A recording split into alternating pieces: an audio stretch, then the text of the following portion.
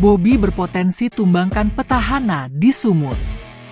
Pertarungan panas antara kandidat gubernur di Sumatera Utara mencapai puncaknya pada debat kedua Pilgub di Hotel Santika di Andra Medan, Rabu 6 November malam. Kendati berbalut suasana formal, tensi memanas tak bisa dibendung. Bahkan, ketegangan merembet keluar ruangan, memicu insiden yang mengguncang malam itu. Wajah Edi Rahmayadi, calon gubernur nomor urut 2 dari PDIP, menjadi target amukan massa. Sebuah botol air mineral melayang menghantamnya sesaat sebelum ia masuk ke mobilnya. Di sisi lain, rival utamanya, Bobi Nasution, juga tak luput dari tekanan. Mobil Bobi dilempari batu oleh kelompok misterius saat meninggalkan lokasi debat. Kericuhan ini mengobarkan api di antara pendukung kedua kubu, mengubah malam debat menjadi arena baku serang. Debat penuh intrik itu mencerminkan persaingan sengit antara Edi dan Bobi. Dalam perdebatan yang kerap diwarnai serangan pribadi, Edi menyinggung penggunaan jet pribadi oleh Bobi saat menjadi wali kota Medan, serta mengangkat isu korupsi yang disebutnya sebagai Blok Medan. Istilah itu terkait dengan pusaran kasus tambang di Maluku Utara, menyeret nama Bobi dan istrinya, Kahiyang Ayu, putri Presiden Joko Widodo. Sementara itu, Bobi membalas dengan tajam, menyoroti kepemimpinan Edi selama 5 tahun terakhir yang dinilainya penuh kelalaian. Bobi menyebut, jalan-jalan rusak dan daerah-daerah terpinggirkan di Sumut menjadi saksi bisu kegagalan Edi. Namun, ketegangan di arena debat ternyata tak tercermin di hasil survei.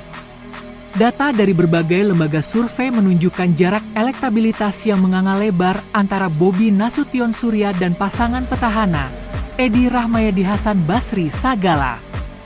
Survei indikator politik yang dilakukan pada akhir Oktober 2024 menunjukkan Bobi Surya mengantongi dukungan 62%, meninggalkan jauh Edi Hasan di angka 29,1%.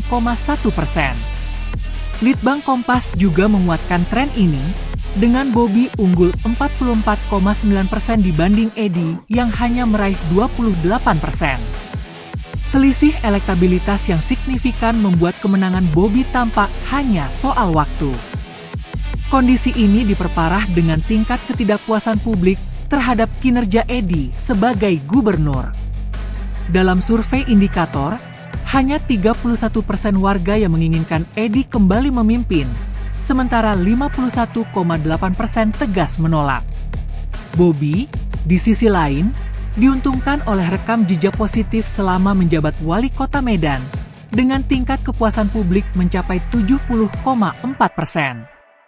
Namun, kemenangan Bobi tidak lepas dari bayang-bayang dinasti politik. Sebagai menantu Presiden Joko Widodo, dukungan besar dari koalisi Partai Kimplas menjadi amunisi utama Bobi. Popularitas Jokowi, yang tetap tinggi di Sumut, turut memperkokoh posisi Bobi di panggung politik. Meski demikian, Direktur LSI Jayadi Hanan menyatakan bahwa popularitas Bobi bukan lagi semata karena nama besar Jokowi. Bobi telah membangun reputasinya sendiri, melalui kinerja dan sosialisasi intensif. Pertarungan ini pun diwarnai isu cawe-cawe Jokowi, seperti yang diungkap Sekjen PDIP, Hasto Kristianto. Ia menuding ada intimidasi sistematis terhadap kader-kader PDIP di Sumut. Hasto bahkan menyebut ancaman dari Partai Coklat yang diklaim memiliki agenda politik untuk memastikan kemenangan Bobi. Kini, dengan hanya beberapa hari menuju hari pencoblosan pada 27 November, kemenangan Bobi tampak semakin nyata. Dukungan publik, mesin partai, dan pengaruh Jokowi seolah menjadi kombinasi sempurna untuk menumbangkan Edi Rahmayadi sebagai petahana. Tim sukses Bobi percaya diri menargetkan kemenangan hingga 65%, sebuah angka yang dianggap sulit digoyahkan bahkan oleh strategi paling agresif sekalipun dari kubu lawan.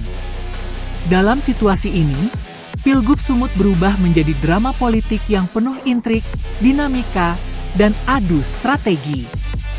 Jika tak ada keajaiban di detik terakhir, Sumut bersiap menyambut era baru di bawah kepemimpinan Bobi Nasution. Like, komen, dan subscribe agar channel ini semakin membaik.